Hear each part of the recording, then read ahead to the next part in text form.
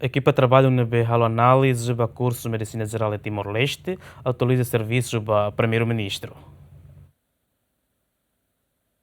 Equipa trabalho na análise com o curso Medicina Geral e a Timor-Leste e a terça-ne atualiza serviço para Primeiro-Ministro Kairala Xanana Guzmão. Equipa trabalho ne composto do Ministério Saúde, Ministério Ensino Superior, Ciência e Cultura, Universidade Nacional Timor-Leste, nebe liderado do coordenadora médica Célia Guzmão. Equipa trabalho ne hariho despacho do vice-primeiro-ministro, ministro coordenador Assunto Social, no ministro Desenvolvimento Rural no Habitação Comunitária, Mariano Assanami, ministro Ensino Superior, Ciência e Cultura, José Honório da Costa, no ministra Saúde, Elia Amaral. Nebe ami iha na minha plano e roadmap da roteiro ida kono baidane e o ring ami satu mai briefing date que update ba Sua Excelência Primeiro-Ministro para tu hare o insa plano ne karek atu halau ami precisa a leadership commitment ga compromisso ida para tu nebel hahu.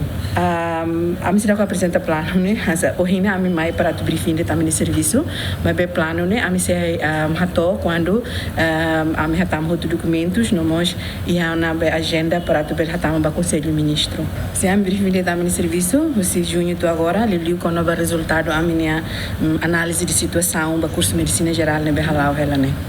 Primeiro-Ministro orienta a equipa a prepara plano no análise documentos sira nebe recolha ona, onde apresenta rica específico governo, molo cloriba Conselho Ministro, onde discute.